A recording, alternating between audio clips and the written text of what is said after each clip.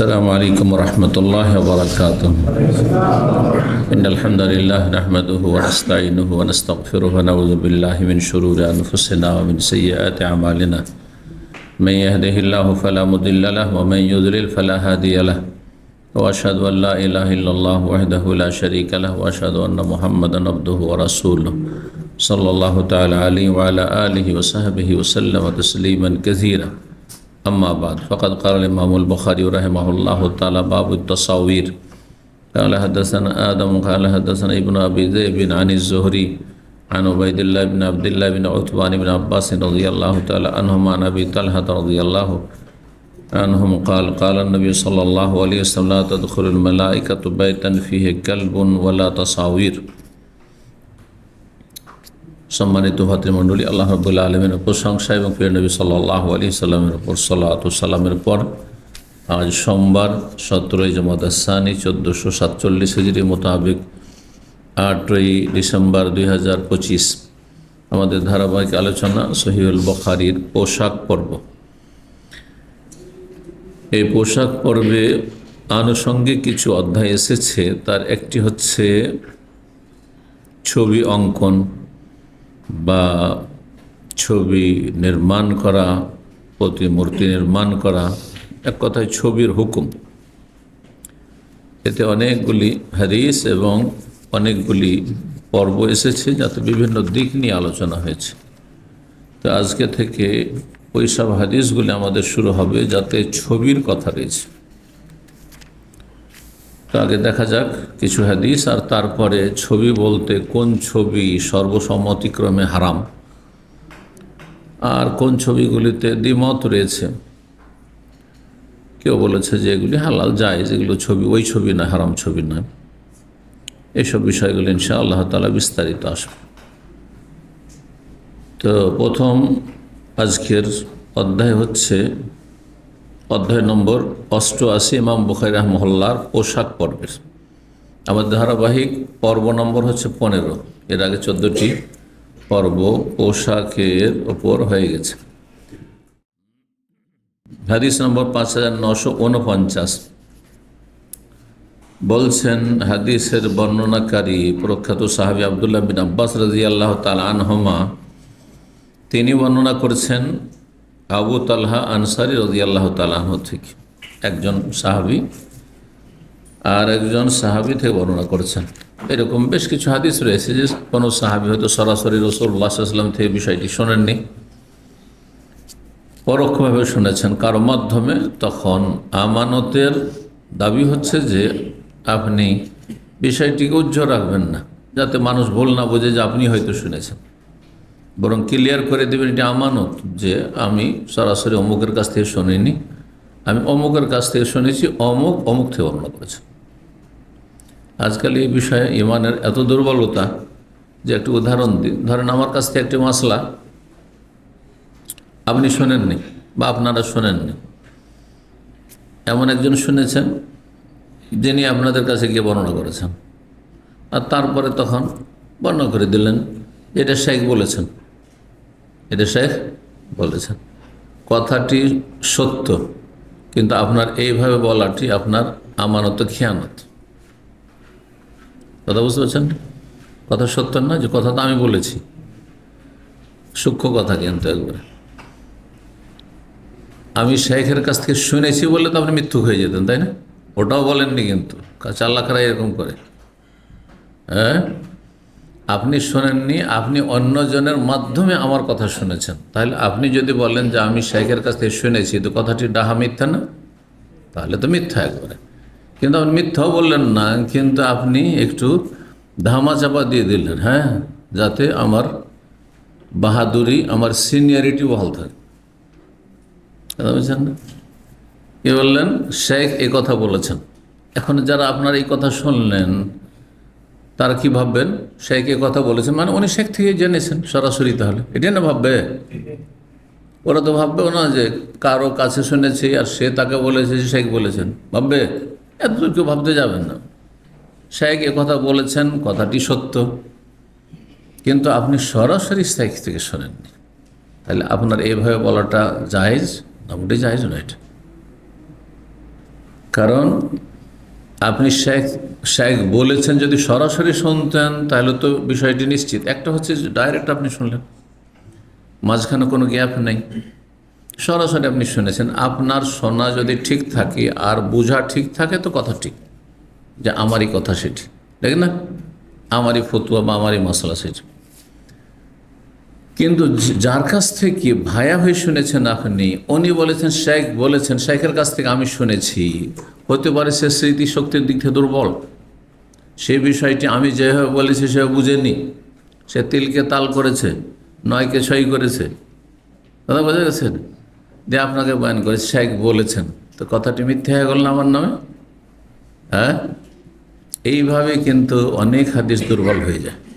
যে এক লোক সে সরাসরি শোনেনি, বলছে অমুক বলেছেন, অমুক থেকে বর্ণনা করছে, অমুক থেকে বর্ণনা করছে, যার মাধ্যমে আপনি বর্ণনা করছেন তাকে আপনি উজ্জ্ব করতে পারেন না, হাইড করে লুকিয়ে দিতে পারেন না, ওর নাম বলতে হবে।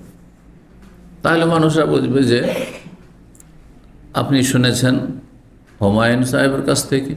হুমায়ুন সাহেব স্মৃতিশক্তির দিক থেকে ওই রকম না, সুতরাং এখানে একটা দুর্বলতার সম্ভাবনা আছে, কথাটি অথেন্টিক নয়, নির্ভরযোগ্য সূত্র থেকে আসেনি, হতেও পারে নাও বলতে পারে শেখ। কিন্তু যখন আপনি সরাসরি বলবেন শেখ বলেছেন, তখন ভাবছি যে ও তো নিজেই শুনেছে। হ্যাঁ, বোঝা গেছে না? তো এগুলি শোনাদের খুব সূক্ষ্ম বিষয়, যার ফলে আপনি যেভাবে শুনেছেন ওইভাবে বলবেন আপনি। কারণ মানুষ শুনতে গিয়ে নিজে ভুল করে অথবা বুঝতে ভুল করে।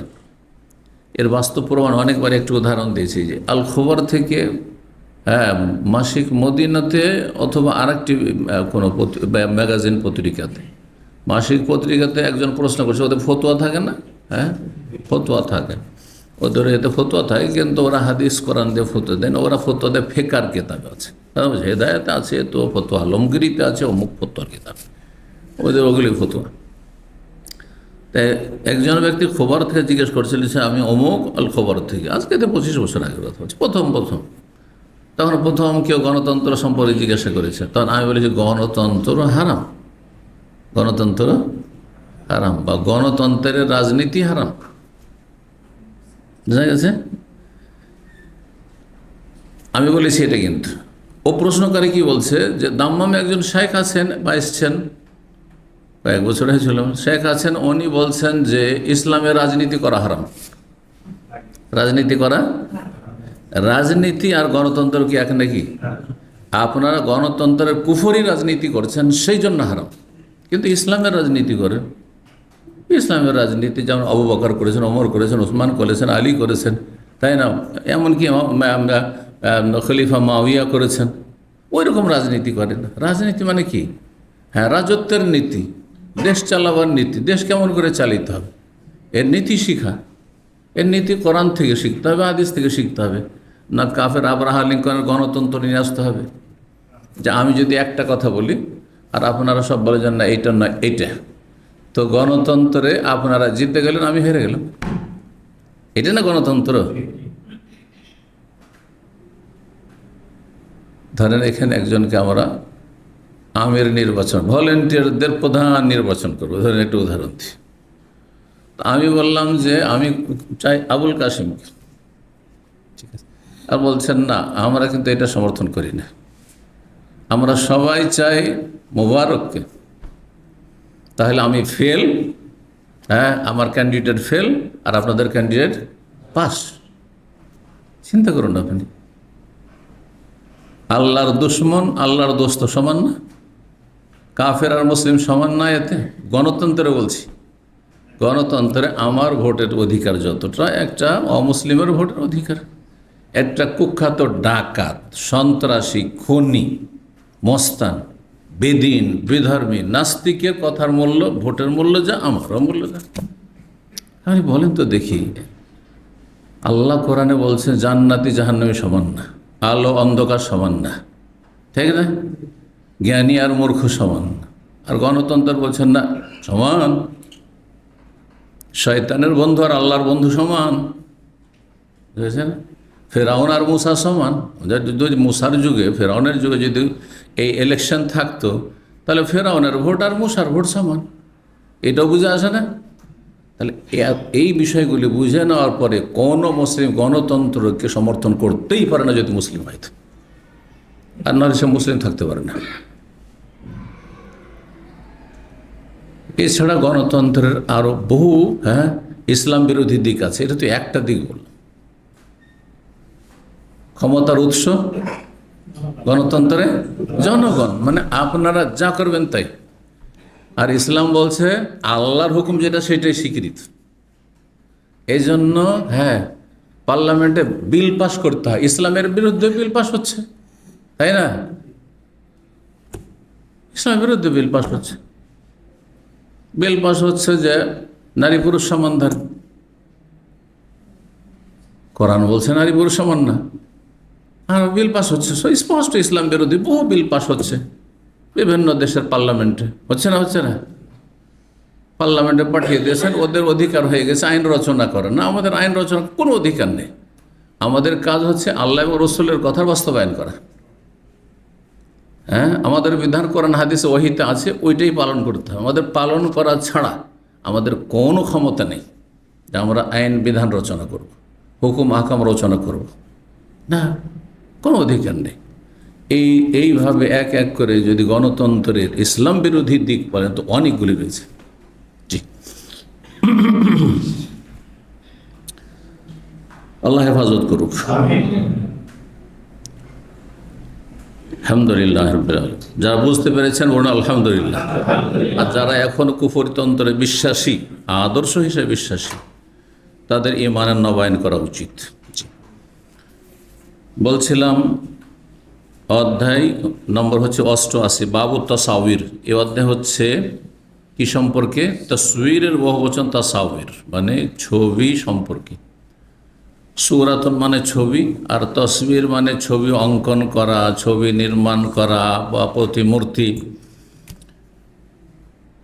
নির্মাণ করা। বর্ণনাকারী এখানে চলে গেছিলাম। ইবনে আব্বাস রাদিয়াল্লাহু তাআলা আনহু বর্ণনা করেছেন আবু তালহা আনসারী রাদিয়াল্লাহু তাআলা আনহু থেকে। এটা আমানতের। যে ইবনে আব্বাস বলতে চাইছেন যে আমি এই হাদিসটি সরাসরি নবী সাল্লাল্লাহু আলাইহি ওয়াসাল্লাম শুনিনি, অথচ নবী সাল্লাল্লাহু আলাইহি ওয়াসাল্লামের আপন চাচাতো ভাই, চাচার ছেলে, অহরহ দেখা হয়তো একই ঘরে, আপন চাচার ছেলে, মানে আমাদের দেশে একই পরিবার মোটামুটি মনে করা হয়, ঠিক না? তারপরে এই হাদিস তিনি সরাসরি না শুনে আর একজন আনসারি, অন্য বংশের মদিনার লোক, তার কাছ থেকে শুনেছেন। তিনি শুনেছেন রাসূলুল্লাহ সাল্লাল্লাহু আলাইহি ওয়াসাল্লাম থেকে, যে আমানতের কথা বলছিলাম। আমানতের খেয়ানত করলে এইরকম কথাকে যদি আপনি আবু তালহার নাম না বলে নবী সাল্লাল্লাহু আলাইহি ওয়াসাল্লাম বলেছেন যে কালান নবী আসেন, নবী সাল্লাল্লাহু বলেছেন, কথাটি তো মিথ্যা না, কিন্তু কথা এখানে আপনি কি রেখে দিলেন? এমন করে দিলেন যে আপনার শ্রোতারা ভুল বুঝবে, মনে করবে যে আপনি এই হাদিসটি আপনি সরাসরি নবী থেকে বর্ণনা করছেন, অথচ আপনি আর একজন থেকে বর্ণনা করছেন।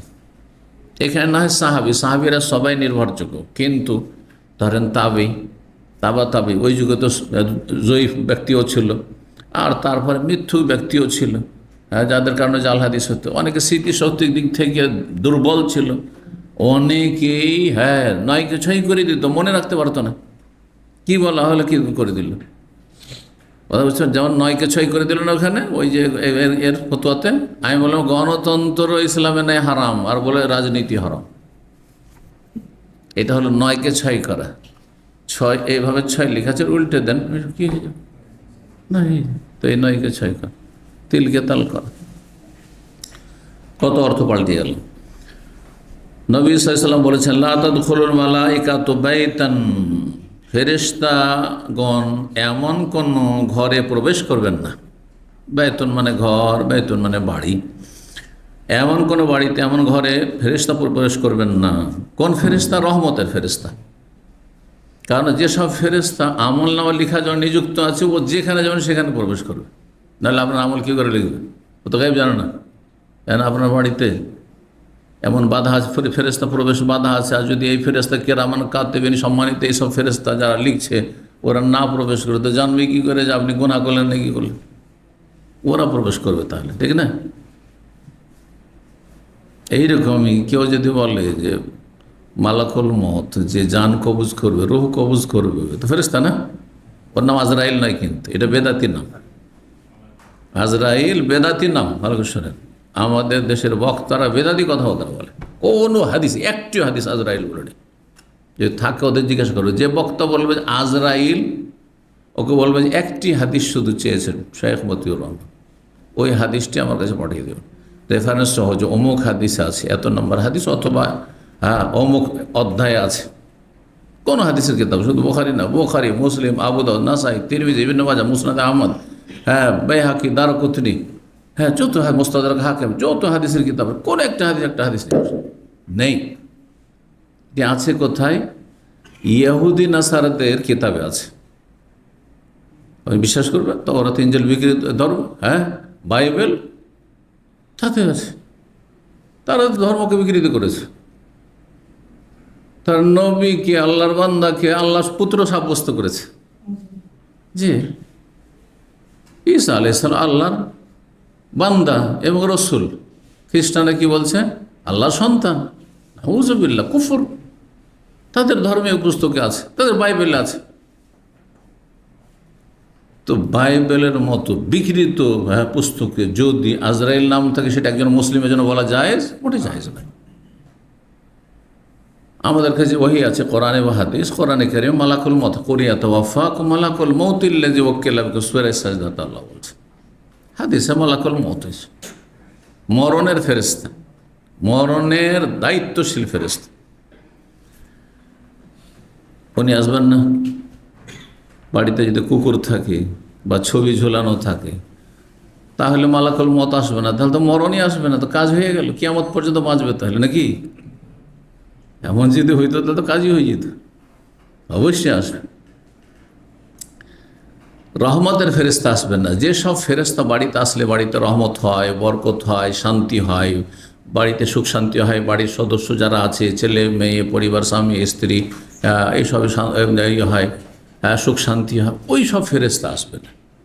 যখন রহমতের ফেরেশতা আসবে না, তখন ওখানে বসবাস করবে কারা? জিন শয়তান। যার ফলে যাদের বাড়িতে এই কুকুর থাকে, যাদের বাড়িতে এই ছবি থাকে, ছবি ঝুলানো আছে, তাদের বাড়িতে অশান্তির শেষ নেই, বরকতহীনতার শেষ নেই, কলহর শেষ নেই। জি, তারপরে জিনের উপদ্রবের শেষ নেই, সেহের জাদু টোনার শেষ নেই। এই অমুককে জাদু করে দিয়েছে, অমুক আর থাকতে পারছে না, এই হচ্ছে গোটা মাথাতে পা পর্যন্ত তার জ্বালা পোড়া করছে। আরে এমন কিছু আছে যে তোমার রহমতের ফেরেশতা তোমার বাড়িতে যায়নি, সেজন্য শয়তান তোমাকে আক্রান্ত করেছে, আক্রমণ করেছে। তুমি ভালো অবস্থায় থাকলে কখনো শয়তান যেতে পারতো না। নামাজের সময় চলে যাচ্ছে, ঘুমিয়েই থাকছে, তখন শয়তান অ্যাটাক করে। না পাক হয়ে আছে, ফরজ গোসলে আছে, নামাজের টাইম সূর্য উঠে গেল, তখন শয়তান আক্রমণ করে। আসর ছেড়ে ঘুমিয়ে আছে, মাগরিব হয়ে গেল, তখন শয়তান অ্যাটাক করে। এমনি কখনো শয়তান অ্যাটাক করতে পারবে না। শয়তান ভালো মানুষকে ভয় করে, এটা কথা মনে রাখে। না হলে শয়তানের সবচেয়ে বড় দুশ্মন তো আলেম ওলামারা, যারা কোরআন সুন্নাহর আলেম, তাদের ক্ষতি করতে পারতো, কিন্তু তাদের ধারে কাছে আসবে না। যেমন ধারে কাছে ওমর রাদিয়াল্লাহু তাআলা যেত না। ওমর রাদিয়াল্লাহু তাআলাকে শয়তান দেখলে দূর দিয়ে অন্য গলি দিয়ে পালাইতো। হাদিস নেই? এটা তো শুধু ওমরের সাথে খাস না। ওমরের চরিত্র যদি হইতে পারেন আপনি, যে গুনাহমুক্ত আপনি, পাপ মুক্ত আপনি, তাওহীদ সুন্নাহ প্রতিষ্ঠাকারী, শিরক বিদআত থেকে মুক্ত, তাহলে আপনাকে ভয় পাবে, অবশ্যই ভয় পাবে।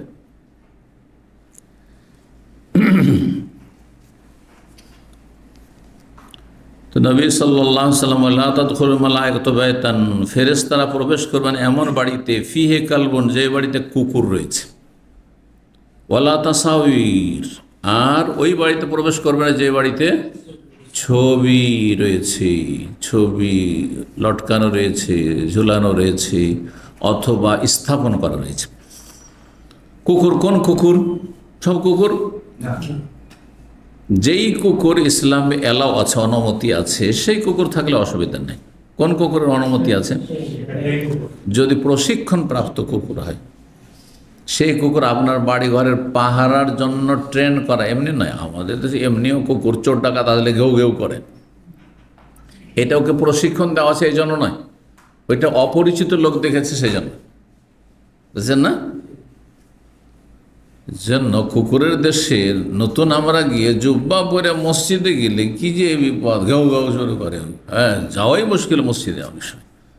ফজরে আমার আত্মীয়রা আছে, ওদের বাড়ি মাঝে মাঝে থাকতে, ফজরে ওদের রোডে কুকুর, হ্যাঁ 25-50টা কুকুর শুয়ে আছে। এখন ওটা ক্রস করে ওর আশপাশ দিয়ে ক্রস করে মসজিদে যেতে হবে। একা যেতে সাহসী হয় না।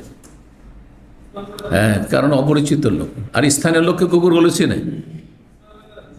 স্থানীয় লোককে চেনে, রাত দিন যাতায়াত করেছে, তো ওদের সাথে হলে অসুবিধা নেই। আবার তো এইরকম কুকুর রাখা যায় বাড়িতে না, এরা প্রশিক্ষণ প্রাপ্ত নয়। প্রশিক্ষণ প্রাপ্তর এর আগে কুকুর বিস্তারিত আলোচনা হয়েছে শিকার বিভিন্ন বিষয় নিয়ে। তখন বলেছিলাম কয়টি লক্ষণ, কারো মনে আছে? হ্যাঁ, কে বললো? তিনটি লক্ষণ। মাশাআল্লাহ, কি লক্ষণ বলেন দেখি? তিনটি। যখন ধরো, হ্যাঁ তখন ধরবে। খরগোশ, হ্যাঁ, বা যে কোনো শিকার করছে, হরিণ বা কিছু, আর কিছুই, হ্যাঁ থামো, থেমে যাবে। আর নিজে খাবেন না, কারণ ও শিকার করেছে কার জন্য? মালিকের জন্য। উনি মালিকের কাছে নিয়ে এসে হাজির করে দিন, ধরে নিয়ে পালাবেন ও। হ্যাঁ, মালিকের কাছে হাজির হয়ে যাবে, বা মালিকের বাড়িতে না দিয়ে আরেকজনের বাড়িতে দিয়ে ছেড়ে ফেলে দিল, এটা করবে না, মালিকের কাছে নিয়ে হাজির হয়। এই তিনটি, হ্যাঁ, যদি তিনটি বিষয় ট্রেন্ড হয়ে যায় তাহলে এইরকম কুকুর রাখা যাবে।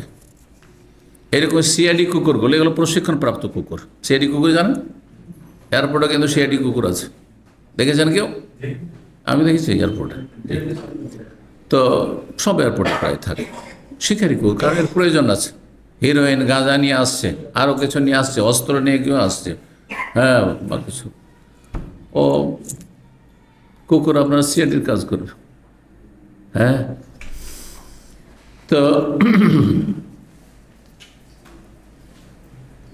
যদি বিনা কারণে কুকুর, বাড়ির পাহারার জন্য, জমি জায়গার ক্ষেত খামারের পাহারার জন্য যদি থাকে তাহলে সেটা বলে। এই জন্য হাদিসে রয়েছে ইল্লা কালবা জারআইন আও মাশিয়া, হয় ক্ষেত খামারের পাহারা দিয়ে থাকে কুকুর, হ্যাঁ, এ উদ্দেশ্যে কুকুর প্রশিক্ষণ দিয়ে রাখা হয়েছে, আর না হইলে গবাদি পশু রয়েছে, বকরি ছাগল আছে, মুরগি আছে, কবুতর আছে, আর তারপর আর কিছু আছে, হ্যাঁ, হাঁস আছে, এগুলো দেখাশোনার জন্য, তারা ঠিক আছে। তো কুকুর বাড়িতে থাকলে রহমতের ফেরেশতা প্রবেশ করবে না। এই রকমই ছবি, কোন ছবি? কারণ ছবি কথাটি বাংলায় এমনি নকশাকে ছবি বলা হচ্ছে, তাই না? গাছের ছবি, হ্যাঁ, নদী নালা সাগরের ছবি, এগুলো রাখা যাবে না। ছবি বলতে, হ্যাঁ, প্রাণীর ছবি, যার প্রাণ আছে, হয় মানুষ না হয় কোনো পশু পাখির ছবি যদি বাড়িতে থাকে তাহলে সেখানে রহমতের ফেরেশতা প্রবেশ করবে না। আচ্ছা, কোন হাদিসে কি এসছে এখানে? আরেকটি মাসলা শুনে, কারণ আমাদের দেশের কিছু আলেমরাও মানে মোটা কথা দিয়ে ফতোয়া দিয়ে দেয়। মোটা কথায় ফতোয়া চলে না, সূক্ষ্ম কথায় ফতোয়া দিতে হবে, নাহলে ফতোয়া ভুল হয়ে যাবে। হাদিস আছে ফেরেশতা প্রবেশ করবে না, কিন্তু অনেকে বলে যদি ছবি থাকে তো এখানে নামাজ হবে না। আম কথা, এটা সাধারণ কথা, তাই না? অধিকাংশ লোক এরকম বলে থাকে, সাধারণ লোকও বলে থাকে, আর তারপরে অনেক আলেমরাও। আপনারা তো আলেম ওর ওজন করতে পারছেন না, কে বড় আলেম, হ্যাঁ, বিজ্ঞ আলেম, সাধারণ মসজিদের ইমামতির মতো আলেম। তো একটা হাদিস দেখান দেখি কোথাও আছে যে এখানে একটা ছবি যদি অঙ্কন করা থাকে। ধরেন আপনার অফিসে নামাজ পড়তে হচ্ছে, আপনার অনেকে কোম্পানিতে চাকরি করছেন, ছবি ঝুলানো আছে, হ্যাঁ, ওইখানেই মশাল্লা, ওইখানে ছাড়া আর উপায় নেই আপনার। অন্য কোনো জায়গায় নামাজ পড়ার মতো পরিবেশে নেই, তো ওখানে নামাজ পড়া নামাজ হবে না? নামাজ হবে। কিন্তু আপনার যদি ক্ষমতা থাকে তাহলে সেখানে ছবি রেখে নামাজ পড়া আপনার জন্য জায়েজ নয়। কিন্তু আমার ক্ষমতা নেই, এটা, হ্যাঁ, অফিস, ওখানে আমার কথা চলবে না, আপনার কোনো ক্ষমতা নেই, হয় নামাজ পড়েন আর না হলে বাদ দেন আপনি, এটা আপনার নামাজের জন্য সরানো হবে না, জায়েজ আছে, কোনো অসুবিধা নেই। কিন্তু যারা রেখেছে আর ওখানে নামাজ পড়তে হচ্ছে তারা গুনাহগার হবে। প্রাণীর ছবি, তাহলে বোঝার প্রাণী ছাড়া যেগুলো প্রাণহীন সেগুলির ছবিতে কোনো অসুবিধা নেই, কোনো অসুবিধা নেই। এখন প্রাণীর ছবি কয়েক রকমের হইতে পারে, কোনটা সর্বসম্মতিক্রমে হারাম, সবার কাছে হারাম, যেটা বডি বিশিষ্ট, দেহ বিশিষ্ট, অর্থাৎ প্রতিমূর্তি, হ্যাঁ, প্রতিমূর্তি যেমন পাথর কেটে তৈরি করা, অথবা হিন্দুদের এই যে মূর্তি প্রতিমা এগুলি তৈরি করা হারাম কাবিরা গুনাহ, এবং এগুলি শিরকের মাধ্যমে। সেটা মূর্তি যদি নাও হয়, কোনো নেতার প্রতিমূর্তি স্থাপন করে রাখা হয়েছে বিভিন্ন শহরের বিভিন্ন মোড়গুলিতে, অথবা বিভিন্ন ধরেন এয়ারপোর্টের গেটে, অথবা স্টেশনে, বিভিন্ন জায়গায়, পার্কে, এগুলি সবার কাছে হারাম। এটা সমস্ত আলেমদের কাছে হারাম, কাবিরা গুনাহ, এবং জাহান্নামে যেতে হবে যারা এই ছবি অঙ্কন করেছে, প্রতিমূর্তি নির্মাণ করেছে, স্থাপন করেছে। কেউ নির্মাণ করলো, কেউ তৈরি করে দিয়েছে পয়সার বিনিময়ে, অথবা ফ্রিতে, আর সরকার নির্মাণ করছে, সে স্থাপন করছে, সবাই জাহান্নামে যাবে। আসাদুন্নাস আযাবান ইয়াউমাল কিয়ামাত আল মুসাওয়িরুন, সবচেয়ে কঠিন শাস্তি হবে কিয়ামতের দিনে ছবি অঙ্কনকারীদের, ছবি স্থাপনকারীদের, যারা এগুলোকে অ্যালাউ করেছে, অনুমতি দিয়েছে। কথা বুঝতে পারছেন না? যদি এরকম হয়, কারণ এতে শিরকের সম্ভাবনা খুব বেশি। আচ্ছা, ছবি কেন হারাম যদি কেউ জিজ্ঞাসা, এটাও জানেন একটি খুব জরুরি জিনিস। ছবিকে আল্লাহ কেন হারাম করেছেন? দুটি কারণ। একটি হচ্ছে যুগে যুগে শিরকের মূর্তি পূজার কারণ হচ্ছে এই ছবি অঙ্কন, তাই না? যদি এই ছবিগুলো নির্মাণ না করা হইতো তাহলে এগুলির পূজা হইতো না। এগুলো কোনো এক সময় ওদের যারা পূজা শুরু করেছে তাদের মুরব্বীদের, তাদের পূর্বপুরুষদের ভালো মানুষ ছিল। যে নূহ আলাইহিস সালামের যুগে যে সব মূর্তি পূজাগুলো হইতো, এরা সবাই আল্লাহর ওলি ছিল, যাদের কথা সূরা নূহ আল্লাহ বলেছেন, ওয়াকালু লা তাযারুনা ওয়াদ্দাও ওয়ালা সুওয়া ওয়ালা ইয়াগুসা ওয়া ইয়াউকা ওয়া নাসরা, 5টি মূর্তির কথা বলা হয়েছে। হাদিসে রয়েছে যে লাত নামক যে দেবতা বা দেবী, দেবতা অবশ্য সে পুরুষ, উজ্জা হচ্ছে দেবী। এই লাত খুব ভালো মানুষ ছিল প্রাচীন যুগে আরব দেশে, মক্কায়। জি, সে কী করতো, হজ মৌসুমে যখন হাজিরা, ইব্রাহিম আলাইহিস সালামের যুগের থেকে সব হজ করছে, হজ মৌসুমে আসতো, আসার পরে এসে ছাতু ঘোল করে, এখন যেমন খাবারের প্যাকেট পাওয়া যাচ্ছে আর পানি পাওয়া যাচ্ছে ফ্রি, আজকাল হজে গিয়ে কেউ যদি বলে 1 পয়সা খরচ করবো না, তাও না খেয়ে আসবে না। পেট পুরে 3 টাইম, কেন 5 টাইমও যদি খেতে চায়, খাবারের অভাব নেই। মেনাতে, আরাফাতে, মুজদালিফায়, এমনকি দেখলাম যে আপনার এই হারাম থেকে মিসফালার দিকে যেতে, এগুলোতে 24 ঘন্টা পানি আর খাবার বিতরণ হচ্ছে। বলে 24 ঘন্টা, ওই যে কবুতর চত্বরে, এই যে কালকেই দেখলাম, পরশু দেখলাম, পানীয় বিতরণ হচ্ছে, খাবারও বিতরণ হচ্ছে। যদি কেউ যে ফ্রি খাবো, তো লাইন লাগিয়ে দিলে হয়, বুঝছেন না?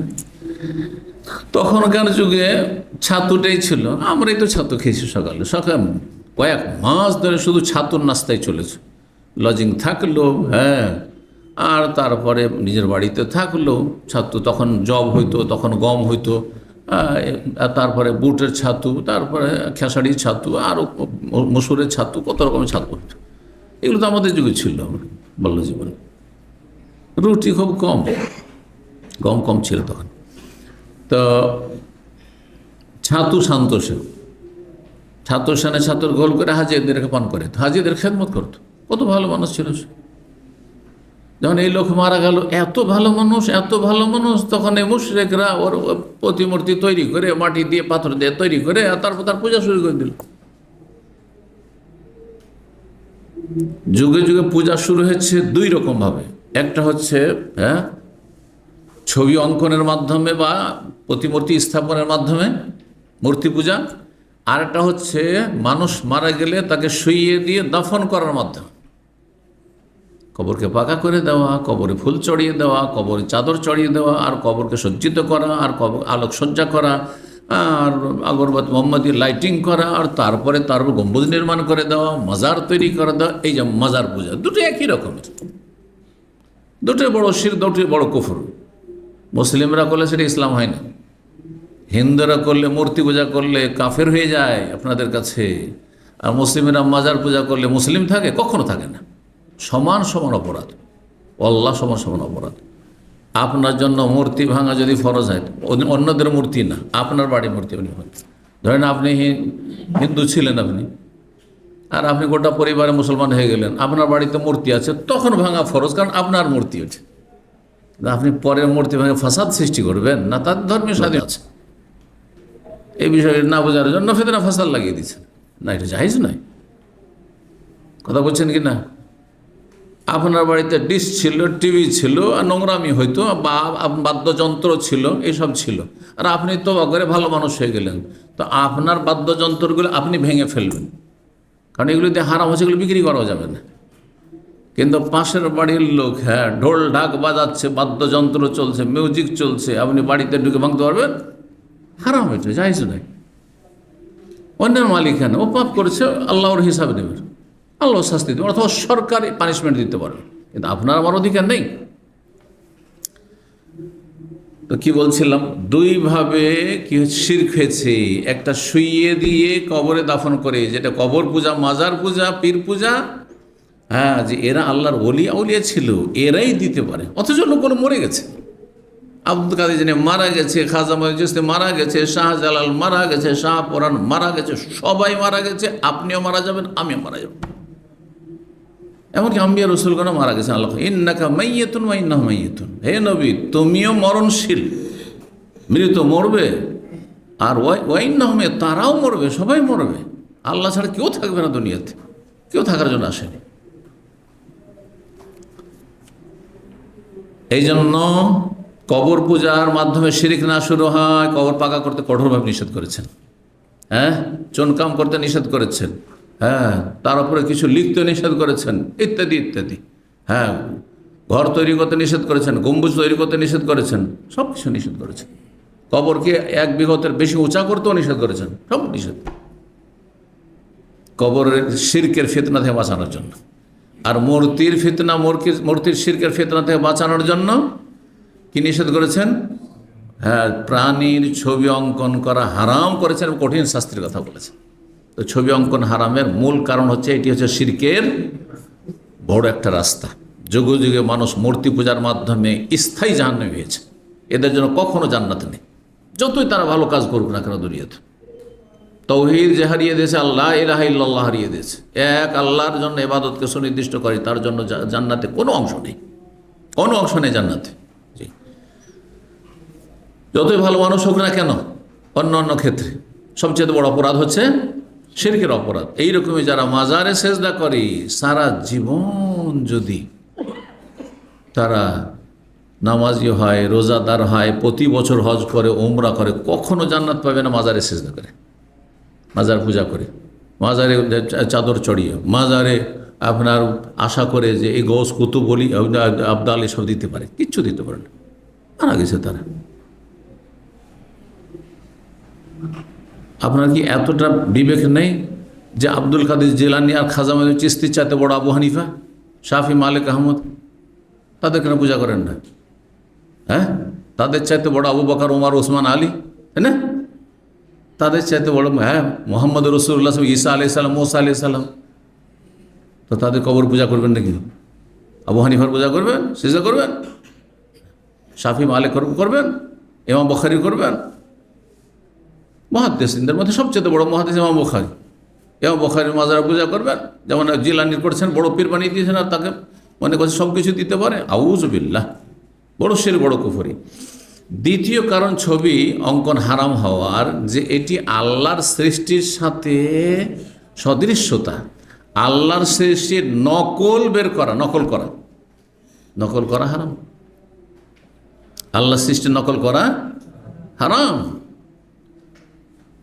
দুনিয়ার ক্ষেত্রে, দুনিয়ার অনেক সময় নকল করা অপরাধ। দুনিয়ার ক্ষেত্রে একটা কোম্পানি এমন কিছু তৈরি করে যেটা যদি নকল করেন তো আপনি কেসে ফেসে যাবেন।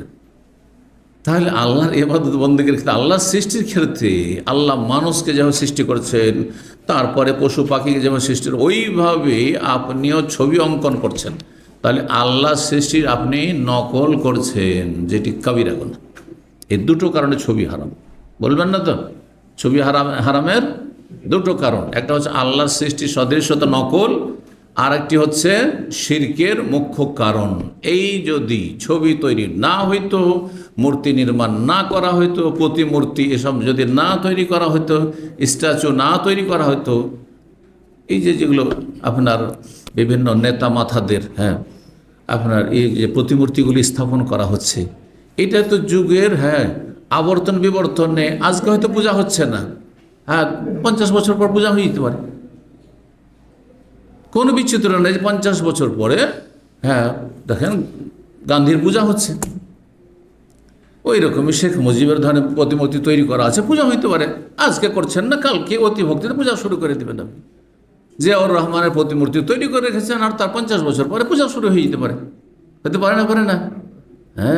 এই জন্য এই রাস্তা একেবারে বন্ধ করা হয়েছে, কোনো সুযোগ নেই। তো হারাম এটা সর্বসম্মতিক্রমে। দেহ বিশিষ্ট যদি কি করা হয়, ছবি অঙ্কন করা হয়, তাহলে সেটা পাথর দিয়ে করেন, সেটা মাটি দিয়ে করেন, সেটা ইঁট দিয়ে করেন, যা দিয়ে করবেন তাই দিয়ে করেন। আরেকটি ছবি হচ্ছে স্থির ছবি, কিন্তু সেটা ছবি অঙ্কন এতে আপনার কাগজে ধরেন, পেপারে। এইটার হুকুম কি? আর সেটা হাত দিয়ে অঙ্কন করা হয়নি। হাত দিয়ে যদি অঙ্কন করা হয় তো হারাম, কারণ কিছু কিছু ছবি আছে হাত দিয়ে অঙ্কন করা হচ্ছে একবারে, আর্টিস্টরা করে থাকে, এটা হারাম। কিন্তু এই যে ক্যামেরার ছবি, মোবাইল, প্রত্যেকের কাছে মোবাইল আছে, কাজ করে ধরলেন, এটা সেলফি তুলে দিলেন, এটা স্টিল ছবি আপনার হয়ে গেল, হচ্ছে না, হচ্ছে না? এটা কি হারাম? একদল বলছে এটা হারাম, কিন্তু অধিকাংশরা বলছেন যে এটা হারাম না, ওই হারাম ছবি না, যেটা কাবিরা গুনাহ, এটা যায়। এই জন্য পত্র পত্রিকাতে বড় বড় আলেমদের ছবি আসছে না, আসছে না? পত্র পত্রিকাতে আসছে, বিভিন্ন বই পুস্তকে এরকম ছবি হয়তো আছে। তবে বিনা প্রয়োজনে ঠিক না, বিনা প্রয়োজনে ঠিক না, বিনা প্রয়োজনে করবেন না। প্রয়োজন আমাদের পাসপোর্ট করতে হবে, ড্রাইভিং লাইসেন্স করতে হবে, একামা করতে হবে, ছবি লাগবে না? করবেন না ছবি? প্রয়োজন এছাড়াও হইতে পারে যে একটা রিপোর্ট দিতে হবে। ধরেন আপনারা এখানে বসে আছেন, আর কেউ খাবার দিচ্ছে, আর আমাদের কাছে ছবি চাইছে, যে এটা হচ্ছে ইফতার, এই যে ইফতার পার্টিগুলো বাংলাদেশে আরব দেশ থেকে দেওয়া হয় বা বিভিন্ন দেশে দেওয়া হয়, এর জন্য ছবি পাঠাতে হবে। নাহলে বিশ্বাস করবে কি মুখে, এত লোককে ইফতার করালাম, দেখাও যে এত লোককে ইফতার করলে, না হলে আপনারা পয়সা দেবেন না, কোথায় বিল আসবে? তাহলে এই ক্ষেত্রে জায়েজ, কোনো অসুবিধা নেই, বুঝতে পারছেন না? কিন্তু বিনায়ক কাজে এমনি ছবি করব, বিনায়ক কাজে যাচ্ছেন, মক্কা যাচ্ছেন, আর একবার সাফাই ছবি করছেন, এখন মারোয়াই ছবি করছেন, তওয়াফ করছেন, ছবি করছেন, এই যে আমি এখন তওয়াফ করছি, এখন সাফা মারো, আল্লাহর ঘরের কাছে আছি, এগুলো জায়েজ নাই, জায়েজ নাই, বুঝতে পারছেন না? কারণ এর কোনো সার্থকতা নেই। তাহলে স্থির ছবিকে আমি বললাম যে একটা হচ্ছে হাতের কাজ করা, আর একটা হচ্ছে ক্যামেরার। এই ক্যামেরার ছবি তাহলে প্রয়োজনে জায়েজ, বিনা প্রয়োজনে করা কমের পক্ষে ফালতু কাজ। ফালতুকে কোরআনের ভাষা বলছে লাগু, ওয়াসার কাজ। ওয়াল্লাযীনা আনিল লাগwi মুরিজুন, মুমিন যারা, সত্যিকারের মুমিন, খাঁটি মুমিন, জান্নাতি, তারা ফালতু কাজে সময় নষ্ট করে। যেমন অনেকে, শেখ আপনার সাথে একটা ছবি, এই যে মক্কা গিয়ে যত দেখা হচ্ছে, একটু চেনছে, দৌড়ে দিয়ে চলে আসছে, তারপর শেখ একটু ছবি, এতে লাভটা কি? এই আমার ছবি দিয়ে হেদায়েত হবেন নাকি? কোনো দিনের ছবি দিয়ে হেদায়েত পাবেন না আপনি। এই ছবি করে লাভটা কি আপনার? কমের পক্ষে যদি নাজায়েজ নাও হয় তো ফালতু কাজ, আর ফালতু কাজ মুমিন ধার্মিক লোক করে না। এই জন্য আমি এই ফালতু কাজ নিজে থেকে করতে চাই না। কিন্তু অনেকের আবেগ, যদি অনেক সময় দেখা যাচ্ছে যে যদি শক্তভাবে নিষেধ করা হয়, আর সুযোগ আছে যেহেতু বৈধতার প্রয়োজনে, তো তখন হবে কি, যে বক্তব্য শুনছিল ও রাগ করে আর বক্তব্য শুনে ছেড়ে দেবে, গোমরা হয়ে যাবে। কারণ দুর্বল ইমানের লোক, একটা ছবি করতে চাইলাম, শেখের সাথে ছবিটা করতে দিল না, শুনবই না, এর ও বেদাতি হুজুরের শোনা শুরু করলো আবার, কথা বুঝতে পারছেন? এই জন্য আমরা এক্ষেত্রে কঠোরতা অবলম্বন করি না, কিন্তু এটা পছন্দ করি না, আমি ব্যক্তিগত বলছি। এই জন্য আমি কোনো আমার চেয়ে বড়ো শেখদের সাথে দেখা সাক্ষাৎ করলাম, কখনো ছবির দিকে যাই না, এই ছবির নিষেধ নেই। আর একটা ছবি হচ্ছে আপনার স্থির নয়, অস্থির, নড়াচড়া করছে, মোতাহাররেখা, সূরাতুল মোতাহাররেখা। এই যে আমার সামনে হচ্ছে, ভালো করে ছবির মশলা ভালো করে ডিটেলস নেই, রেকর্ড হচ্ছে না? হচ্ছে না? Video record. এই ক্ষেত্রে একদল কট্টরপন্থী রয়েছে যে ভিডিও জায়েজ নাই, আর ভিডিওতে বক্তব্য শোনেন না, ও অডিওই শুনবে। এটা একটু বাড়াবাড়ি, কারণ এইটা হাদিসের ওই সেই ছবির নাই, বরং এটি হচ্ছে প্রতিছবি। কীরকম? যেমন আয়নার সামনে দাঁড়াইলে পানিতে আমার আপনার ছবি ভেসে উঠছে, আয়না দেখা জায়েজ না জায়েজ ভাই? আয়না দেখা জায়েজ, হাদিস আয়না দেখার কথা আছে, আছে না নেই? হ্যাঁ, তো আয়না দেখা যখন জায়েজ, আয়নার সামনে দাঁড়ায় তো আমরা ছবিটা পুরোটা এলো না, যেমন আছেন পুরোটা চলে আসছে।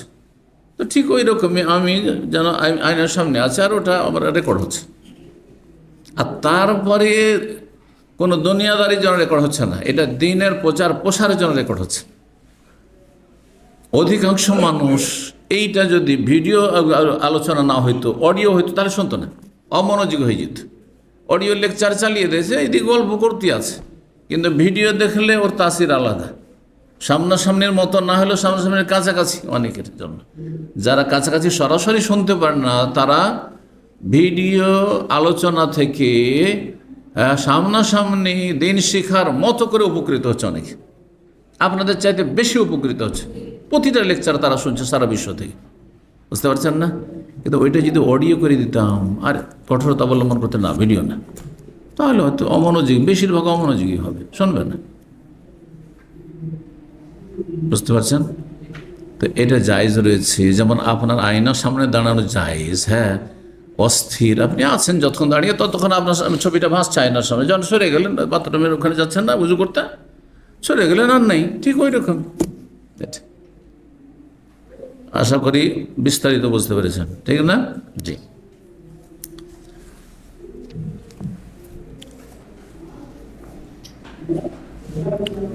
89 নম্বর অধ্যায় বলছে বাবু আযাবিল মুসাউবিরিনা ইয়াউমাল কিয়ামা। এই অধ্যায় হচ্ছে ছবি নির্মাণকারীদের শাস্তি সম্পর্কে কিয়ামতের দিনে, তাদের কঠিন শাস্তি রয়েছে। 5950 নম্বর হাদিস বর্ণনা করছেন ইমাম সুলাইমান আমাশ, তিনি মুসলিম থেকে কালা কুন্না মা মাসরুফ, জি আমরা মাসরুফ নামক তাবেঈর সাথে ছিলাম। ফিদারে ইয়াসার বিন নোমাইর, ইয়াসার বিন নোমাইরের বাড়িতে, ফারাফি সুফাতে তামাসিল, তার বাড়ির একটি ছোট্ট ঘরে দেখলেন কিছু প্রাণীর ছবি। তামাসিল তিমসালের বহুবচন মানে প্রাণীর ছবি।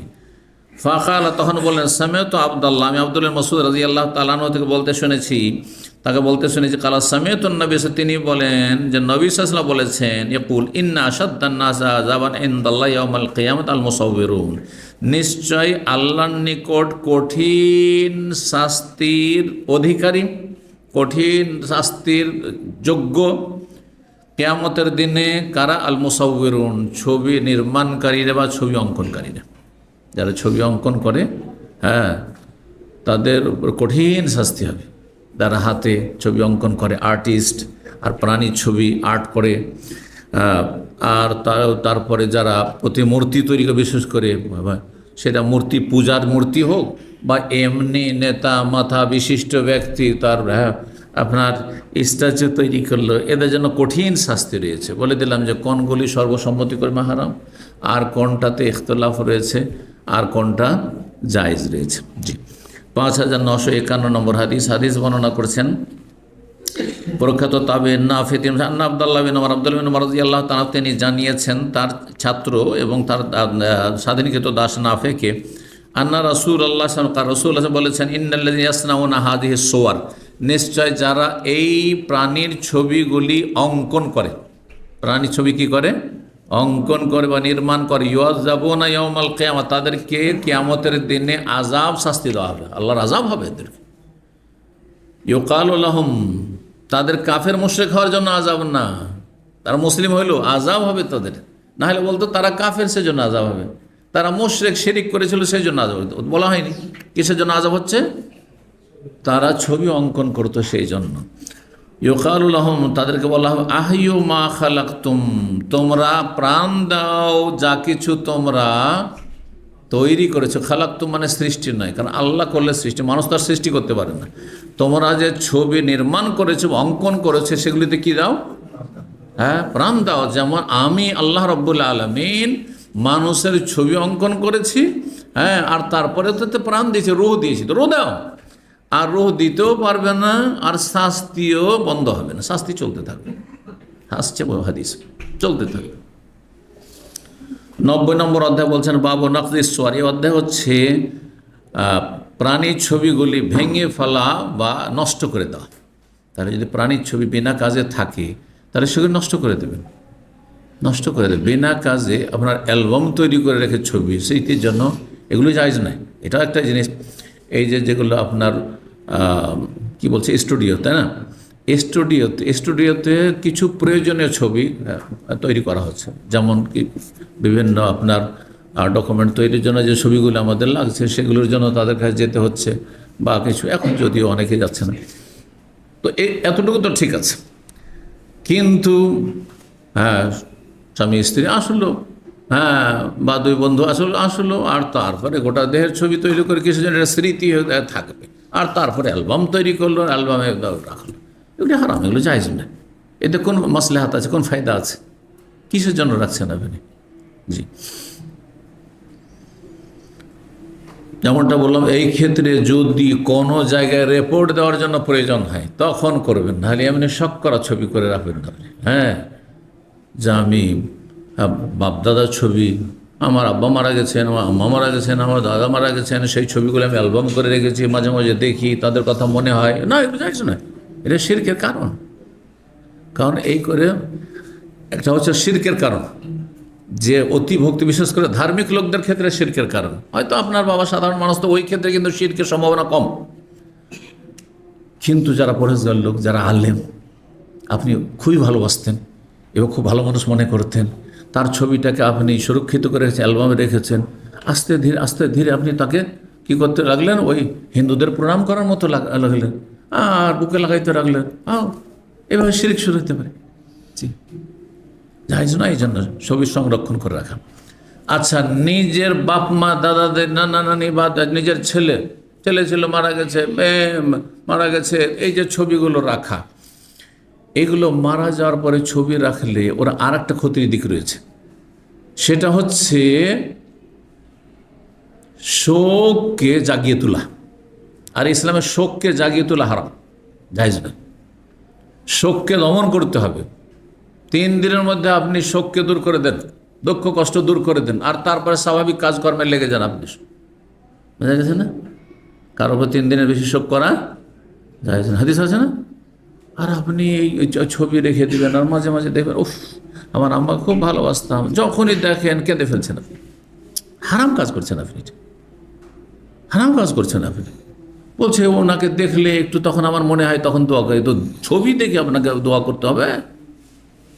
এমনি সবসময় মনে রাখতে হবে না? প্রতিটি নামাজে মনে রাখেন আপনি, সেজদায় মায়ের জন্য, বাবার জন্য দোয়া করেন আপনি, রব্বির রহমাকুমা রব্বায়ানি রব্বানা গফিরলি ওয়া লিওয়ালিদাইয়া ওয়া লিল মুমিনিনা ইয়াওমা ইয়াকুমুল হিসাব, মনে রাখেন আপনি। আপনি যত নেক আমল করবেন, বাপ মা এক ভাগ পাবে, কারণ ওরা মানুষ করেছে আপনাকে, সেই জন্য 1 ভাগ করে অটোমেটিকলি ভাগ পাবে। এগুলো করেন, কিন্তু হারাম উপায়ে আপনি বাপ মাকে স্মরণ রাখবেন, হ্যাঁ, স্মৃতিচারণ করবেন, আপনি স্মৃতিতে রাখবেন যাতে ভুলে না যায়, আমার ছেলে মেয়ে আগামী প্রজন্মকে দেখা বললাম, কি এতে জায়েজ নাই। তো এই অধ্যায় হচ্ছে নকদে সোয়ার, সূরাতুল বহুবচন। ছবিকে কি করা? ভেঙে ফেলা, ভাঙার জিনিস হলে আর ছিঁড়ার হলে ছিঁড়া ফেলে দাও। বিনা কাজের ছবি আছে, ছিঁড়ে ফেলে দেন, নষ্ট করে দেন। 5952 নম্বর হাদিস বর্ণনা করছেন আয়েশা রাদিয়াল্লাহু তাআলা আনহা, আন্না নবী সাল্লাল্লাহু আলাইহি ওয়াসাল্লাম ইয়াকুন ইয়াতরুকু ফি বাইতি শাইয়ান ফিহি তাসালিব ইল্লা নাকাদাহু। নবী সাল্লাল্লাহু আলাইহি ওয়াসাল্লাম তার বাড়িতে এমন কোনো কিছু রাখতেন না যাতে প্রাণীর ছবি থাকতো।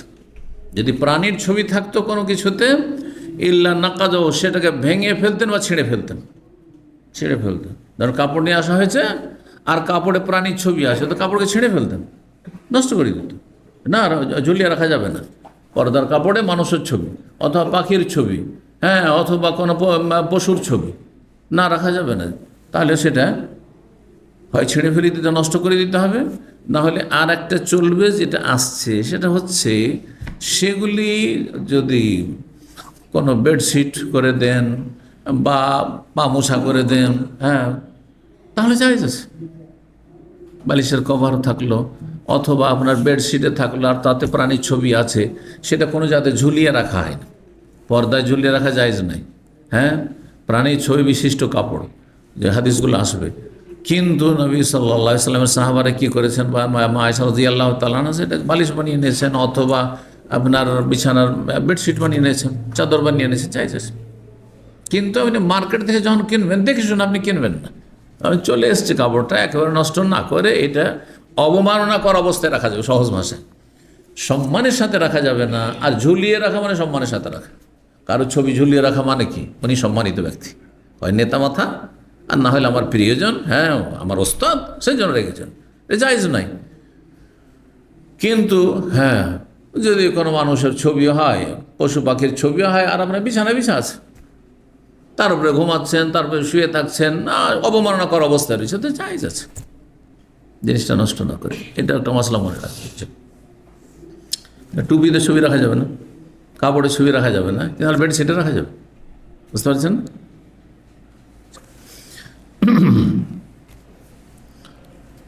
5953 নম্বর হাদিস বর্ণনা করছেন ইমাম আবু যুরা। তিনি বলেন, দাখালতু মা আবি হুরায়রা, আমি আবু হুরায়রা রাদিয়াল্লাহু তাআলা আনহুর সাথে প্রবেশ করলাম দারান বিল মদিনা, মদিনার এক ঘরে। ফারাফি আলাহা মুসাউবিরান ইউসাউবিরু, তার ওপর তলায় দেখলেন একজন ছবি অঙ্কনকারীকে বা ছবি নির্মাণকারীকে, সে ছবি নির্মাণ করে ছবি অঙ্কন করছেন। ফাকাল, তখন আবু হুরায়রা রাদিয়াল্লাহু তাআলা বললেন, সামি'তু রাসূলুল্লাহ ইয়াকুল, আমি রাসূলুল্লাহ সাল্লাল্লাহু আলাইহি ওয়াসাল্লাম বলতে শুনেছি। কি বলতে শুনেছি? কাল আল্লাহ তাআলা, মহান আল্লাহ বলেছেন হাদিসে কুদসি। তাহলে ছবির ক্ষেত্রে, ছবি যে হারাম, প্রাণীর ছবি, এখানে হাদিসে কুদসি রয়েছে, আল্লাহর কথা।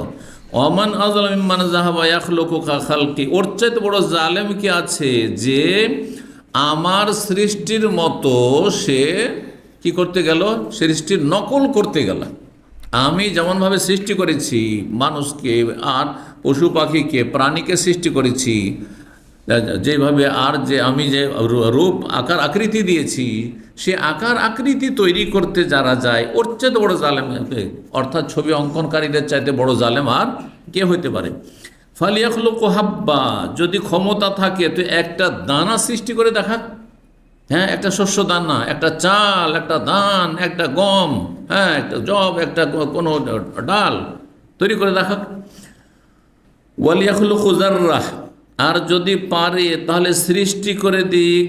হ্যাঁ, আর কি বলছে? অণুপরিমাণ কণা, যা দেখা যায় না সাধারণত, হ্যাঁ মাইক্রোস্কোপ ছাড়া দেখা যায় না, একেবারে অণুপরিমাণ কোনো একটা ক্ষুদ্র থেকে ক্ষুদ্রতম কোনো একটা কণা তৈরি করে দেখা।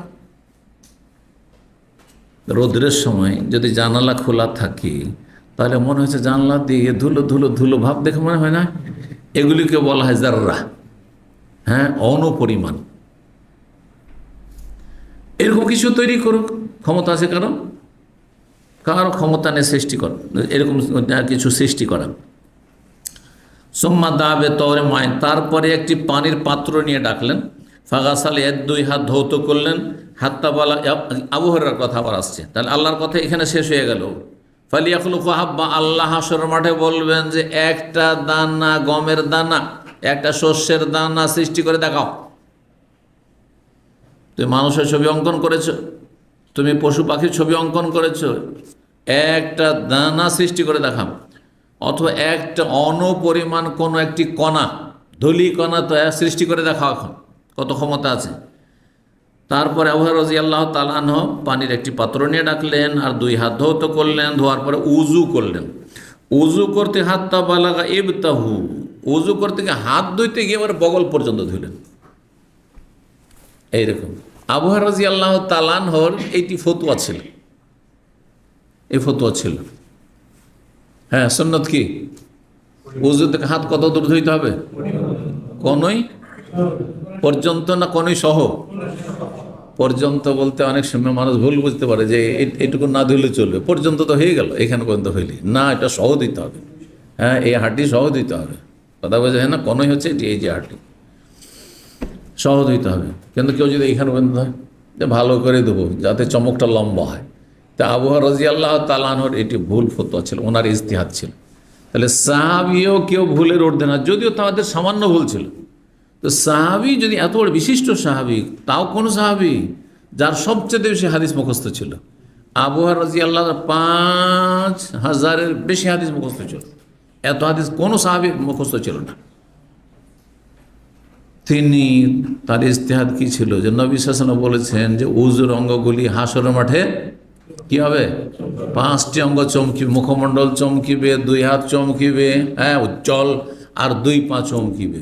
তো যখন চমক হবে আর সেটা দেখে চেনা যাবে যে এরা শেষ নবীর উম্মত এবং এরা নামাজি মুসল্লি, সুতরাং এরা জান্নাতি, ঠিক না? বেনামাজি উজু করে নাকি? তাহলে বোঝা গেল যে নবী সাল্লাল্লাহু আলাইহি ওয়াসাল্লাম তার উম্মতকে চিনবেন কি দিয়ে? ওজুর অঙ্গের চমক দিয়ে। আর উজু করে নামাজিরা, তাহলে বেনামাজিদেরকে নবী সাল্লাল্লাহু আলাইহি ওয়াসাল্লাম চিনতে পারবেন? কখনো চিনবেন না। ভালো করে শুনুন, বেনামাজি মুসলিমদেরকে এই মেসেজটা পৌঁছে দেন। বেনামাজিদেরকে নবী সাল্লাল্লাহু আলাইহি ওয়াসাল্লাম হাসর মাঠে একেবারে চিনতে পারবেন না, কারণ কোনো চেনার উপায় নেই। আল্লাহ হেদায়েত করুক এই মুসলিম জাতির বেনামাজিদেরকে। আবু হুরায়রা রাদিয়াল্লাহু তাআলা আনহুর ধারণা ইজতিহাদ মানে একটা মাসলা নিজে গবেষণা করতে গিয়ে, চিন্তা করতে গিয়ে যখন চমকিবে তো আমি কম সম করে না চমকে বেশি করে চমক দিই, তাই না? তখন কি করতেন? বগল পর্যন্ত তিনি ধুয়ে নিতেন, বগল পর্যন্ত উজুতে তিনি ধুইতেন। কোনো সাহাবি অন্য সাহাবি করতেন না, কিন্তু উনি করতেন। ওনাকে যখন বলা হইতো, বলছে আমি চমকটা আরো একটু লম্বা করব, আমার চমকটা লম্বা করব।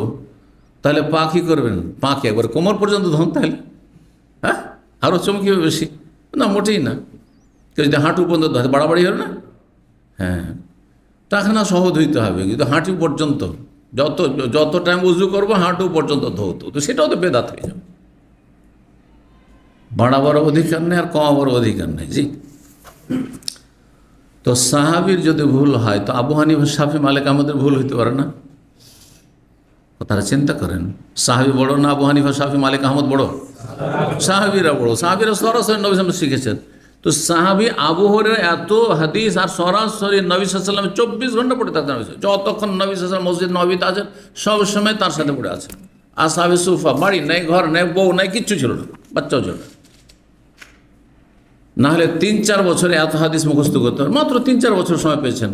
খয়বরের যুদ্ধ 7ম হিজরি, তখন ইসলাম কবুল করেছেন তিনি। তার যদি ভুল হয়ে যায় তাহলে আবু হুরায়রা মযহাবকে পালন করে তো ভুল হবে না? সবটা ফতোয়া আবু হুরায়রা নেব, চলবে? চলবে না। তাহলে আবু হুরায়রার মতো আবু বকর, ওমর, ওসমান তাদের আমল কেমন ছিল ওটা দেখতে হবে না? তাহলে ওই রকমই আবু হানিফা, শাফি, মালিক, আহমদ হাজার হাজার লক্ষ লক্ষ মাসাইলের ফতোয়া দিয়েছেন, তাদের অনেক ভুল ভ্রান্তি হয়েছে ইজতিহাদে।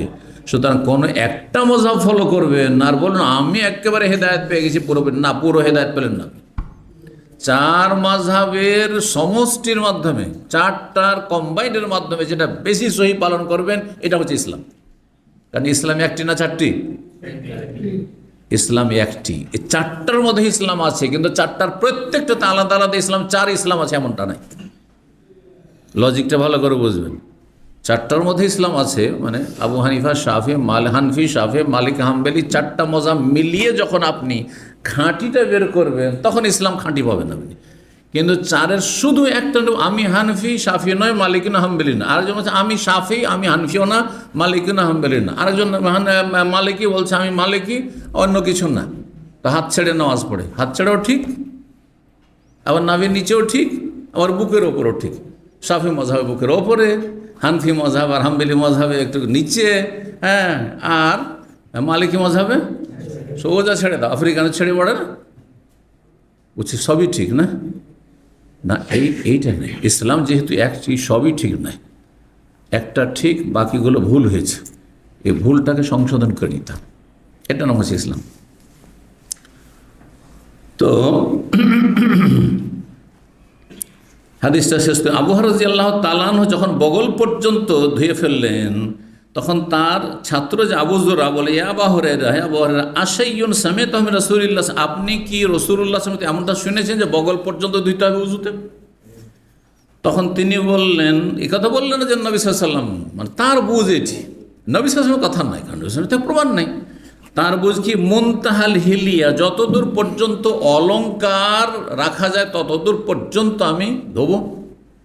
কারণ মমিনের হাসরের মাঠে যখন হাজির হয় মমিন মুসলিম, তো উজুর অঙ্গগুলি অলংকারের মতো চকমক করবে। যেমন হাতে যদি চুড়ি থাকে, স্বর্ণের চুড়ি একেবারে, তাহলে চকমক করবে না? ঠিক ওই রকম হাত যতদূর পর্যন্ত ধৌত করো ততদূর পর্যন্ত তার কি অলংকার, হিলিয়াতুন মানে অলংকার। তো অলংকারকে আমি লম্বা করতে চাই।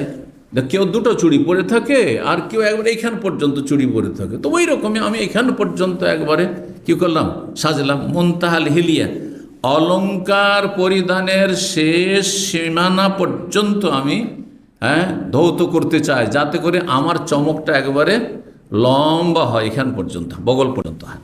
কিন্তু তার এই ফতুয়াটি ভুল ফতুয়া। জি, ভুলকে ভুল বলতে কোনো দোষ নেই, কিন্তু কোনো বড় ব্যক্তির ভুল হলে সে আপনার কাছে ছোট হয়ে গেলে এমন কথা ভুল। তাহলে আমাদের সমাজে যে কথা আছে, বড়দের ভুল ধরা ভুল, এই কথাটি ভুল।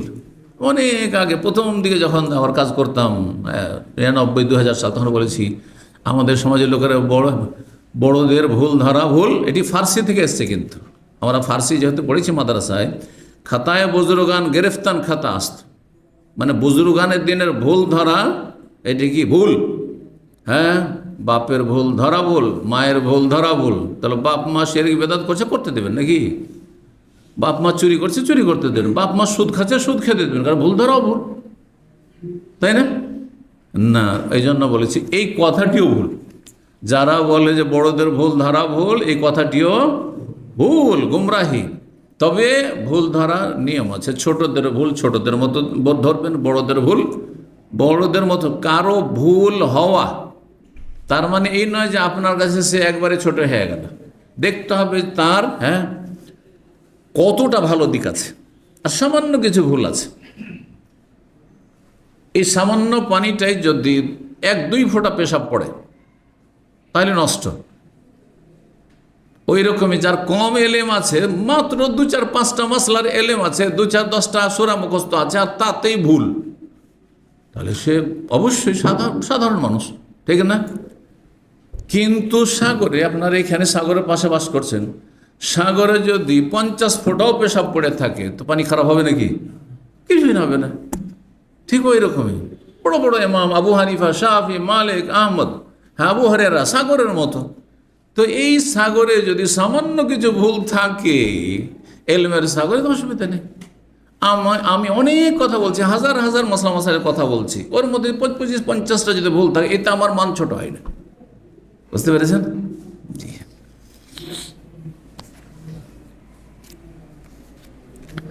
91 নম্বর অধ্যায়ে বলছেন বাবু মা ওতিয়া মিনা তাসাউর। এই অধ্যায় হচ্ছে যে ছবিযুক্ত কাপড়ে বসা। ওতিয়া মানে দোলন করা।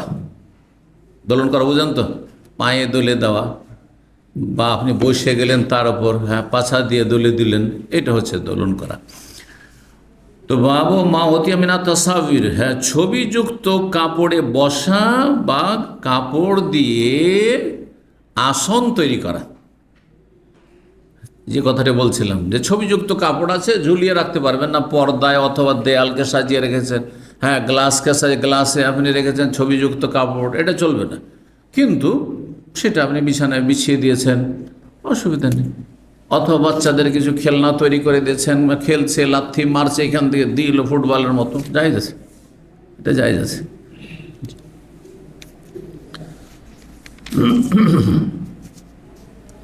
5954 নম্বর হাদিস বর্ণনা করেছেন ইমাম সুফিয়ান বিন ওয়াইনা কাল সামিআতু আব্দুর রহমান বিন কাসিম, আমি আব্দুর রহমান কাসিম থেকে শুনেছি, ওমা বিল মদিনাতি ইয়াউমাইযিন আফদালু মিনহু, আর মদিনায় তার জামানায় আব্দুর রহমান বিন কাসিম বিন মোহাম্মদ বিন আবি বকরের চাইতে বড় কোনো আলেম ছিলেন না।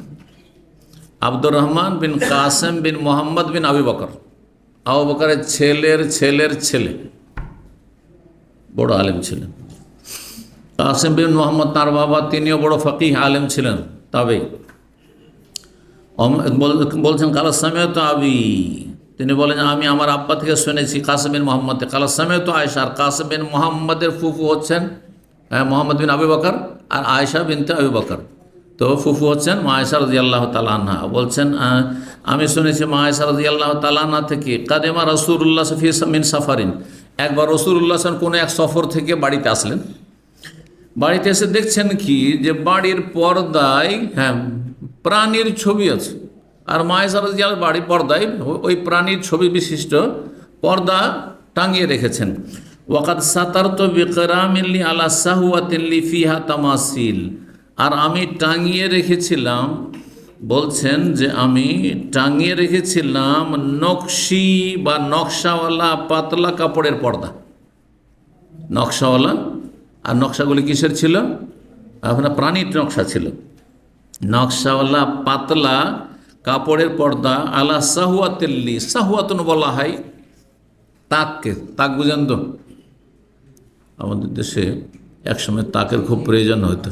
আজকাল তো পয়সা হয়েছে, আপনার কি করছেন, আপনার বিভিন্ন রকমের সেলফ অথবা এই সেই আপনার আলমারি ইত্যাদি আছে না, এগুলো করছেন। কিন্তু একসময় তো কি দেয়ালে তাক তৈরি করে নিল, ওখানে মেলা মাল সামান রাখা যেত। জি, তো এইটি হচ্ছে অর্থ। আর সাহওয়াতুন মানে ছোট্ট একটি রুমকে বলা, ছোট্ট কক্ষকে বলা হয়। তো কোনো একটি ছোট্ট কক্ষে অথবা তাকে কি করেছিলাম, আমি টাঙিয়ে রেখেছিলাম একটি নকশাওয়ালা পাতলা কাপড়, এমন নকশাওয়ালা পাতলা কাপড় যে ফিহা তামাস, যাতে প্রাণীর ছবি ছিল। এই আরও স্পষ্ট হয়ে গেল, কি ছিল? প্রাণীর ছবি ছিল, তো পশু পাখির ছবি ছিল। ফালাম্মা রাহু রাসূলুল্লাহ সাল্লাল্লাহু আলাইহি ওয়াসাল্লাম হাতাকা, রাসূলুল্লাহ যখন এটিকে দেখলেন তখন সেটিকে ছিঁড়ে ফেললেন সেটিকে। হাতাকা মানে ছিঁড়ে ফেলা হয়, হাতাকা মানে সেটাকে সরিয়ে ফেললেন, সেটাকে হটিয়ে দিলেন, সেটা হয়। ওয়াকারা বললেন, আসাদ, আপনার বাড়ির জিনিস হয় তো সেটা ছিঁড়ে ফেলতে পারবেন। আপনার স্ত্রী এমন কিছু করেছে যেটা ইসলাম বিরোধী কাজ, সেটাকে ভেঙে দিতে পারবেন, সেটা ছিঁড়ে ফেলে দিতে পারবেন। কিন্তু পরের বাড়িতে না। আপনার ভাইয়ের বাড়িতে গিয়ে আপনার ভাবি কোনো কিছু করছে ইসলাম বিরোধী, আর আমাদের দেশে মূর্খ লোক তাই করে। দেবর ভাসুরের রাজত্ব চলে কার ওপর? ভাইদের বউয়ের ওপর। না, এটা হারাম, জায়েজ নয়। এটা পরের স্ত্রী, আপনার স্ত্রী নয়, আপনার ভাইয়ের স্ত্রী, তার মালিকানা চলবে তার উপর।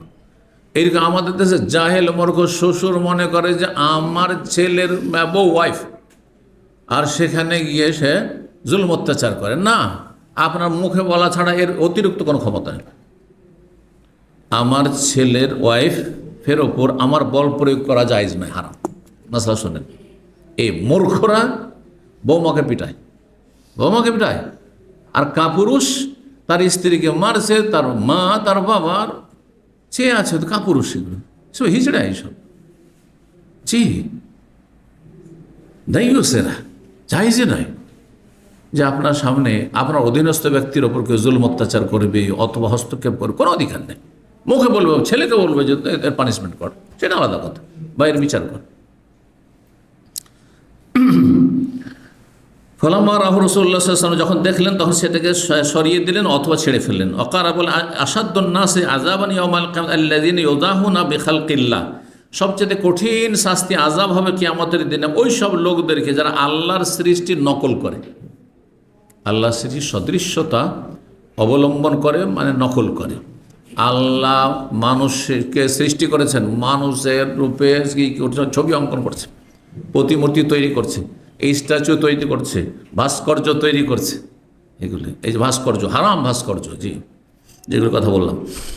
কাল ফাজালনাহু ইসাদাতান ওয়া ইসাদাতান, তাহলে কাপড়টিকে যখন সেখান থেকে সরিয়ে ফেললেন, পুরো ছিঁড়ে ছিন্নভিন্ন করে দেন, সেখান থেকে সরিয়ে দিলেন।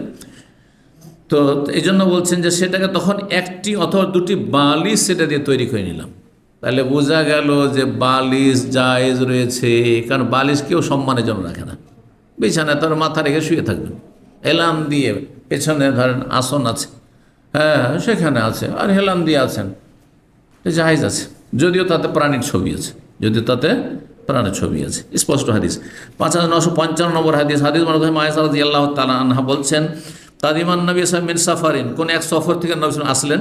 ওয়াল্লাকতু দুরনুকান ফিহি তামাসিল, আমি একটি নকশা বিশিষ্ট কাপড় ঝুলিয়েছিলাম বা টেঙেছিলাম পর্দা, ফিহে তামা, যাতে প্রাণীর ছবি ছিল। ফামারানি, আমাকে নির্দেশ দিন, আনজাও, সেটাকে যেন সরিয়ে ফেলি। ফানাজাত, সেটাকে সরিয়ে ফেললাম সেখান থেকে, আর সেটা দিয়ে বালিশ টালিশ বা বিছানা বেডশিট তৈরি করে নিলেন, কাঁথা তৈরি করেন, কোনো অসুবিধা নেই। 5956 নম্বর হাদিস, বা কুনতু আকসিলু আনা ওয়ান নবী সামিন এনাইন ওয়াহিদ। সেই হাদিসের একটা অংশ আয়েশা বলছেন, আমি এবং নবী সাল্লাল্লাহু আলাইহি ওয়াসাল্লাম আমরা ফরজ গোসল করতাম একই বালতি থেকে, একই পাত্র থেকে। একই পাত্রে হয়ে স্বামী স্ত্রী একসাথে গোসল করতে পারে। তাহলে বাথরুমে স্বামী স্ত্রী ঢুকিয়ে দুজনে একসাথে গোসল করতে পারে। হ্যাঁ, গোসল করার সময় পানিগুলো ছেড়ে বালতিতে পড়ে না? পড়ছে না? পড়ছে না? তাহলে বোঝা গেল যে যেই পানিটা গা থেকে, ফরজ গোসল আপনার আছে, আর গা থেকে উজুর অঙ্গ থেকে অথবা গোসলের অঙ্গ থেকে, শরীর থেকে আপনার বয়ে আপনার পানিতে পড়ছে, সেটা নাপাক নয়। নাপাক হলে তো পানিটা নাপাক করে দিত যে কোনো ব্যক্তি। এখন যখন গোসল বালতি থেকে উঠিয়ে পানি নিচ্ছেন আর গোসল করছেন, ঢালছে আপনি মগে করে, তখন হতে পড়ে না? তো হানাফি মাযহাবে একটা ফতোয়া আছে, মায়ে মুস্তামাল নাপাক, ব্যবহৃত পানি নাপাকের কোনো দলিল নেই। কিন্তু উজুর পানি যেগুলো ঝরে পড়লো নাপাক হয়ে গেল, এর কোনো দলিল নেই। শুধু একটা যুক্তি আছে, কি যে গুনাহ ঝরে পড়ছে না, তো গুনাহ যে পানির সাথে ঝরে পড়ছে তো ওতে কি নাপাক হয়ে যায়, এর দলিল নাকি? আচ্ছা, গুনাহ ঝরে পড়লে কি কোনো ময়লা আবর্জনা পেশাব পায়? গুনাহ কি পেশাব পায়খানার মতো দেখা যাচ্ছে? গুনাহ হচ্ছে আনসিন, অদৃশ্য জিনিস। এটা হচ্ছে আপনার উজুর ইবাদতের ফজিলত, যে উজু করলে উজুর অঙ্গগুলি থেকে গুনাহ ঝরে পড়ে, তার মানে এই নয় যে সে পানিটা নাপাক হয়ে যায়। কোনো দলিল নেই, বুঝতে পারছেন না? আর এর বিপরীত দলিল হচ্ছে এইটি, যে একসাথে স্বামী স্ত্রী গোসল করলে, হ্যাঁ, স্বামীর গায়ের পানি ঝরে পড়ছে, অথচ ফরজ গোসল ওই বালতিতে স্ত্রীর পানি তাতে পড়ছে, বয়ে পড়ছে, আর দুজনেই গোসল করছেন, ওই পানি আবার ব্যবহার করছেন দুজনে, জায়েজ আছে। এইরকমই ধরেন একজন, অনেক সময় আগে পরে হয়, আপনার একটা ছেলে অথবা আপনার স্ত্রী গোসল করে গেছে আর বালতিতে অর্ধেক বালতি পানি আছে, যখন গোসল করেছে পানি ঝরে পড়েছে, হতে অবশ্য পানি ঝরে পড়েছে, তো তারপরে আপনি পানিটাকে ফেলে দিতে হবে যে না, ও গোসল করেছে পানি ফেলে দেবো? না, মোটেই না। আপনি ব্যবহার করতে পারেন, অনেক সময় পানির অভাব আছে, অথবা পানির অপচয় করাও নিষেধ আছে হাদিসে, কেন নষ্ট করবেন? এমন কিছু খারাপ কিছু দেখছেন না তো। 92 নম্বর অধ্যায়, 5900, হ্যাঁ, অধ্যায় বলছেন বাব মান কারাহাল কৌদ আলা সোয়ার। এই অধ্যায় হচ্ছে এমন কিছু ফোকাহাদের সম্পর্কে যারা প্রাণীর ছবির ওপর বসাকে মাকরু, অপছন্দনীয় মনে করেছেন। তারা বলছেন না, বসার জন্য যদি কোনো কিছু হয়, ধরেন সোফা অথবা আসন হেলান দেওয়ার জন্য কোনো কিছু তৈরি করেছেন, অথবা আপনার বেডশিট আছে, অথবা বালিশ হেলান দেওয়ার জন্য বালিশ তৈরি করেছেন, তাতে প্রাণীর ছবি থাকলে মাকরু হবে। একদল ফোকা এটাও বলেছেন, সেই জন্য ওই হাদিসগুলো নিয়ে এসেছেন যে হাদিসগুলো থেকে তারা দলিল পেশ করেছেন। কিন্তু আমরা যেহেতু হাদিস পেলাম, জায়েজ রয়েছে, যদি উত্তম হচ্ছে আপনি ব্যবহার করবেন না।